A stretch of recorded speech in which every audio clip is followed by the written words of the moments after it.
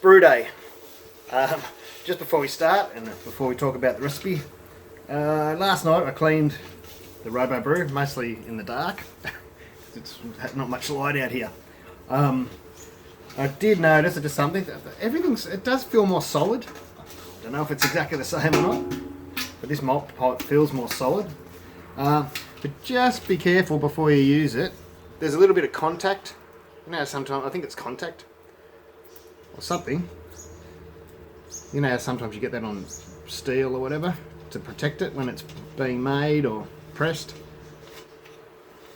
But yeah, just be careful of that, because I didn't spot it yesterday. And I don't know if you can see that little bit there. I thought it was grease yesterday, but it's not. Hello, neighbour. And inside the lip too, you probably can't see it from there, but inside that lip there's a couple of strips of contact there, so just keep your eye on that. I thought it was grease, but last night, but then after cleaning and everything, I went, oh, that's not grease, it's contact, so just pull that off. Okay, there's it. Piece like that. What we're brewing today, I don't like to call things clones, but feral hop hog. There's a bit of a story behind this. Oh, God, it must have been over 10 years ago, I think. I was at the pub one day, the Great Northern it was, down here in Melbourne, and I was sitting at the bar and I said, oh, I'll have that beer, never heard of that before. And I had a pint. Blew my mind. I was actually there drinking Hargraves Hill ESB, but that's another story. And I had one of these and went, oh wow, that blew my mind. And little did I know, don't hold me to these details, because as I said, it was 10 years ago in a pub. Might have been a brother or a relative of someone that worked at the brewery. I think it was his brother. But anyway, I ended up managing the pub. I don't know if he owned it or not. The Great Northern, I don't remember those details. And he was the only place in Australia that was getting it shipped over cold from Western Australia. And I'd never tasted anything like it. It was just sensational. So I talked to him a little bit about it back then, and recipes and things. And the recipes have probably changed. And as I said, mine's not going to be a clone, but it's going to be an IPA in the vein of Feral Hop Hog. You can call it a clone if you like. That's the old label, of course. They've changed it since then. And actually, they don't even call it an India IPA anymore. I think they call it a pale ale. I'm not sure why they did that. And I think the taste has slightly changed over the years. That could be just my taste buds. But I'm going for one in between this, the original one I had, and what it tastes like now. So I'm just going to start with some pale malt. This is American Ale and Malt Gladfield. It doesn't have to be that. You could use, any just sort of normal ale malt. And it's about 97% ale malt and about 3% I'm using Simpson's Dark Crystal, just for a little bit of colour. Let's get into it. First thing we should do, I guess, is check these volume markings, see how close they are. I'm going to start with 17 litres for this. I might go up to 18, we'll see how the mash stirs in. Let's go.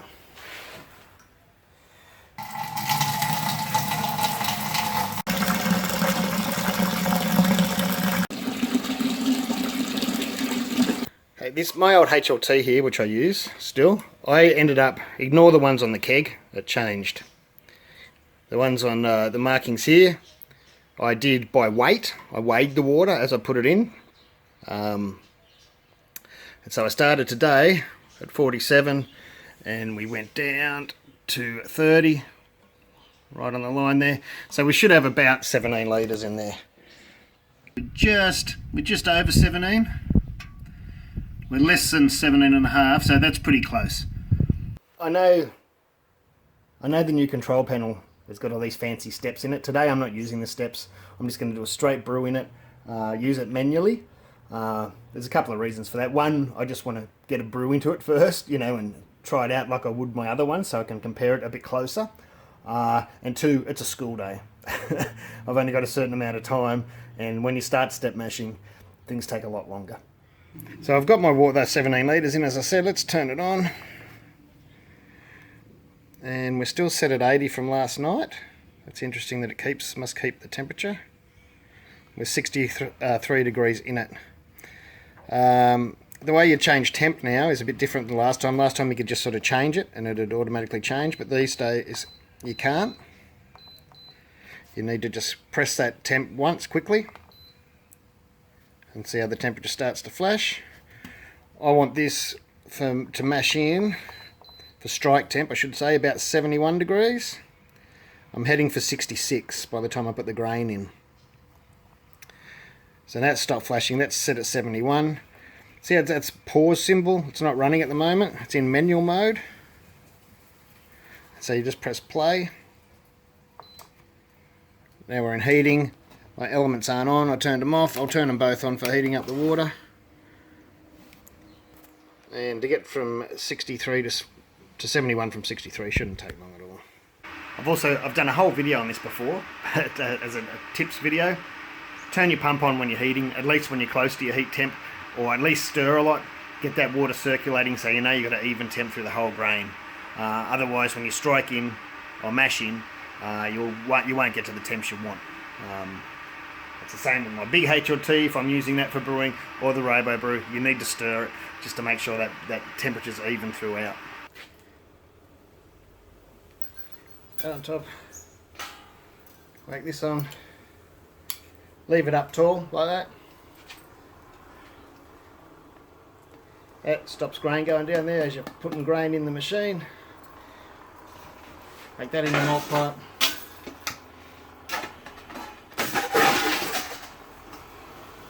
Now putting this in, because I haven't had it in while I'm heating the water, will drop the temp of the water, maybe by a degree or two, depending on temperature where you live of course. So just be aware of that as well. I just turn the pump off.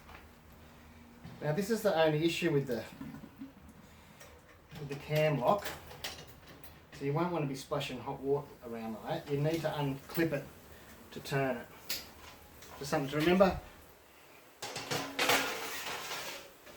slides in.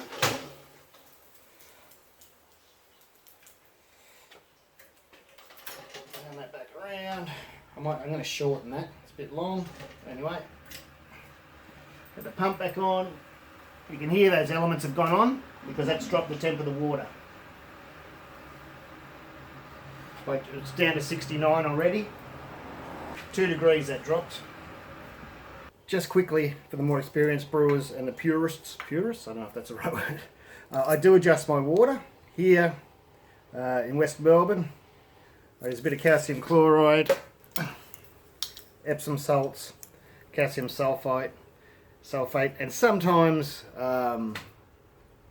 chalk or bicarb, just depending. But I sort of know what my water is now. If I want to brew a multi-beer or a hobby beer, I know how much to put in. But I'm not going to say any amounts because they'll be different to where you live. But if you're beginning and it's your first or second brew or third brew or fourth brew, I'd probably leave the water chemistry out, because if you muck it up accidentally, or your water report's wrong and you put the wrong amounts in, things could go south. It's something to learn. You should learn it, but right at the beginning, most people don't need to do water adjustments just to get a bloody nice beer out at the end. If people are wondering, like a rough estimate of what I use, it's probably about 4 to 5 grams of Epsom salts depending on the beer, probably about 6 grams of calcium chloride, and depending on what beer I'm brewing, probably 4 to 5 grams of calcium sulfate too. So that's roughly, but don't go off those measurements for your own beer, please. Another thing people like to use with the Robobrews and the single vessel things are rice hulls.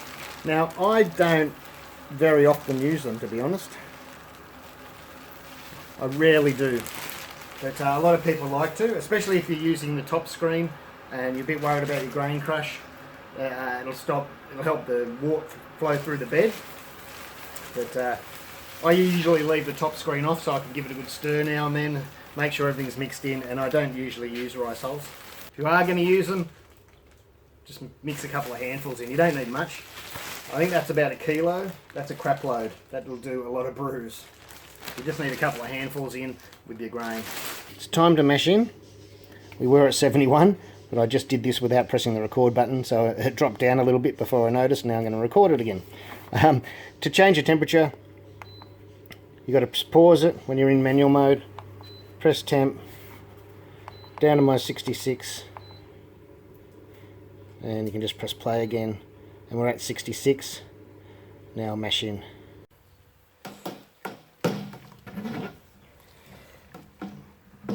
Oops, I mustn't have been videoing then. Just take it easy, mashing in a little bit at a time. If you do.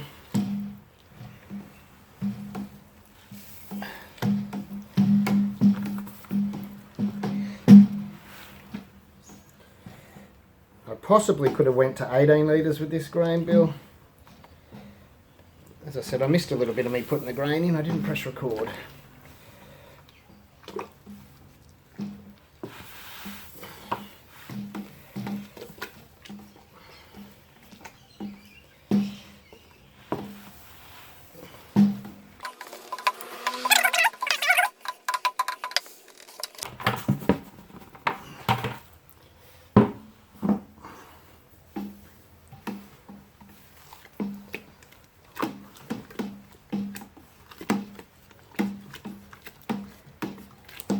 Once we get it all in, go right down to the bottom. Don't try not, scrape it too hard, but you can go right down. Just look for those dough balls, as they call them, dry bits. I'm looking pretty good.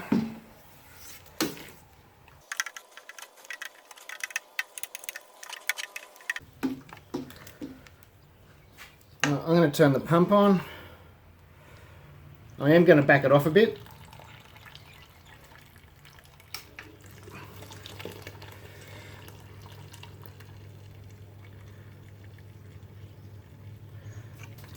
This is personal too. Some people go flat out. I don't find you need to.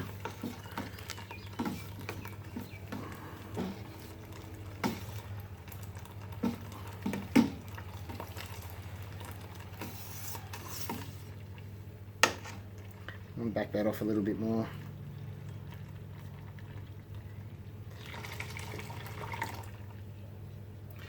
The way you can tell is you can watch how high you're getting towards this pipe. If this is climbing up, your level's climbing up way too fast, like too quick, and you give it a stir and it drops down again, you're probably going a bit fast. Some people use the overflow tube all the time and just go flat chat, where I like the water, or wort, or whatever it's called at the moment, to actually go through the grain bed more than down the pipe. Also find out you end up with a clearer wort as well. But see, that's too fast again, we're catching up. Just back it off a bit.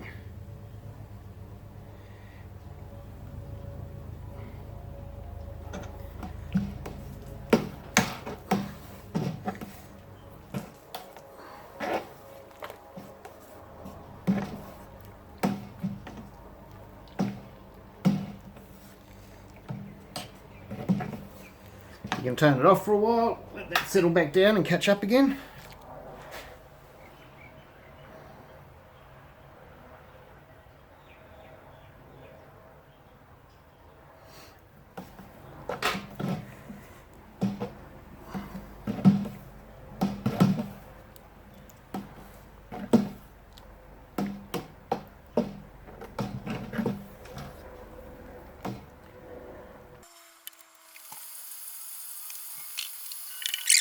And I forgot to mention, I usually turn off the big element once I've mashed in, and just leave the 500 watt on.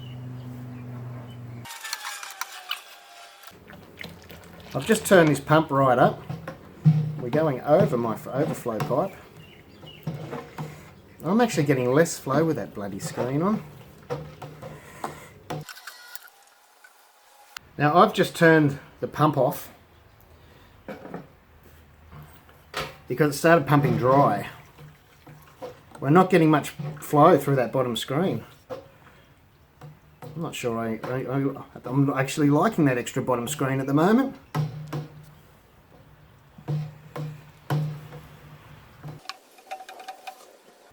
That's just not going through.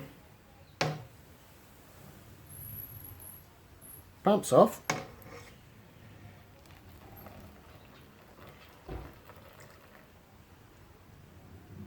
pump's off. I've actually used rice hulls this time for the first time in a long time.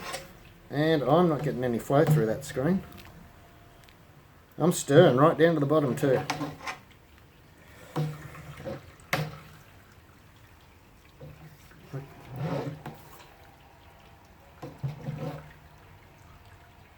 I can hear it draining through. But that pump's off. That is off. That's just... And we're still not draining through.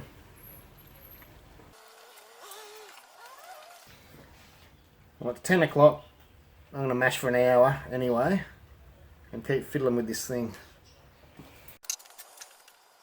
That is the weirdest thing. There's no reason why that shouldn't be flowing through.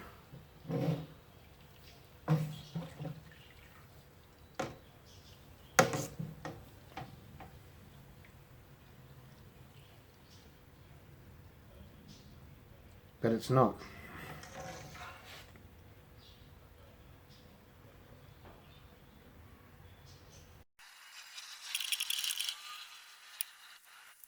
Well, that's been another couple of minutes and it still hasn't moved. I've been stirring. Where are we at?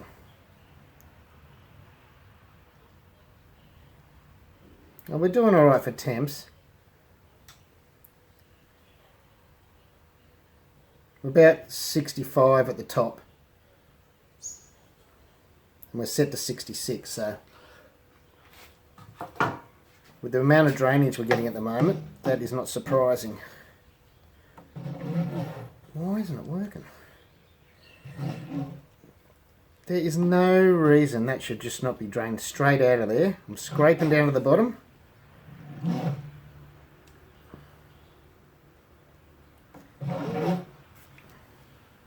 The pump isn't on. I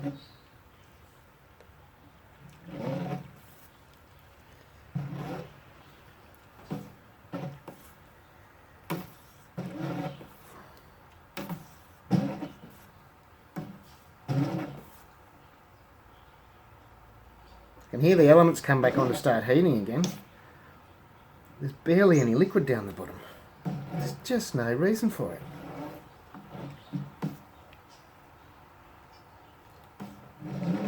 You can hear me scraping the bottom. Look, it's barely moving still.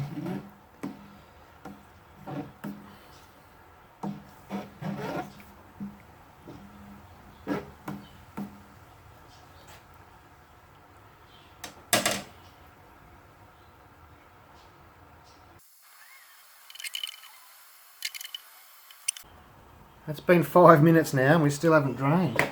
Now you can't see down there. Look, the pump still isn't on. That's just stuck in there.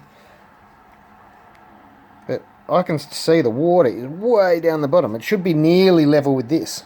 But with the pump on, this is usually a little bit higher. But normally you get good flow through the grain bed.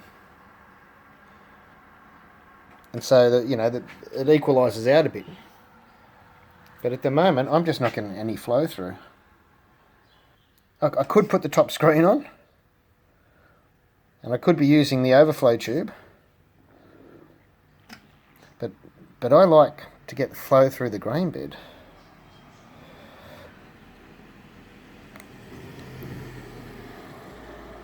And don't get me wrong, this will work because it'll keep it. It's at the right temp for a mash. So this will still mash and it'll still be doing its thing. But there's not so much filtration of the wort recirculating. Because if you went down through the middle pipe all the time and just up through the pump, you're not really recirculating through the grain bed to filter anyway. And we're starting to go down a bit now, but you've got to remember this is only 4.5, 4.6, 4.64. Yeah, kilo of grain, which isn't very much, and only 17 litres of water. So, you know, I didn't push that pipe down any. You couldn't fit much more in if it was going to stay like this all the time.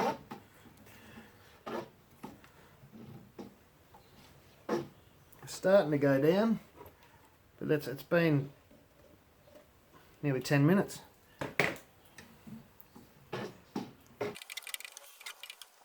I'm going to try and get this pump going. I just want some recirc action happening, but I'm going to have to turn it right down to nearly off. It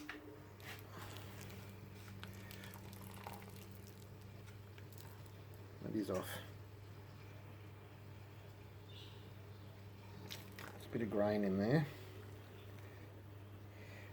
Turn it up and turn it right down. I don't know if you can see that.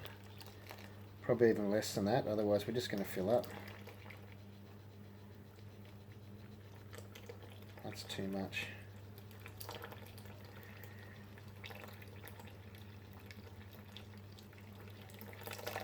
I think that's still too much for this.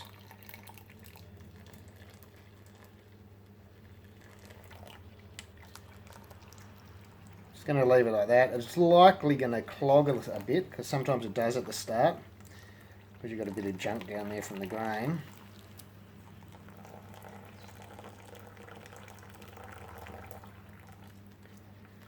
Just see how long that takes to fill up again. It's 10 past.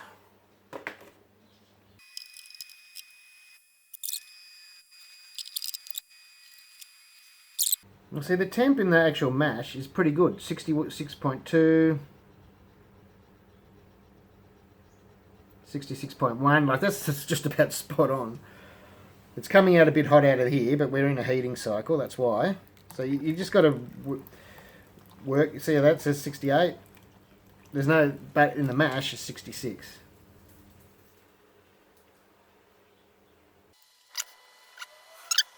You can see we're filling up again. That's only been 4 minutes.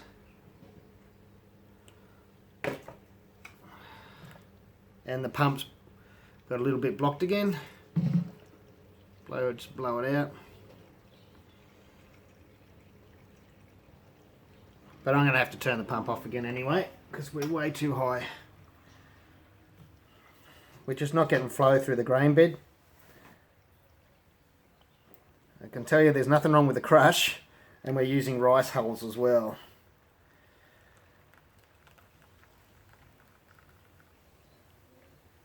And I've stirred a million times, so.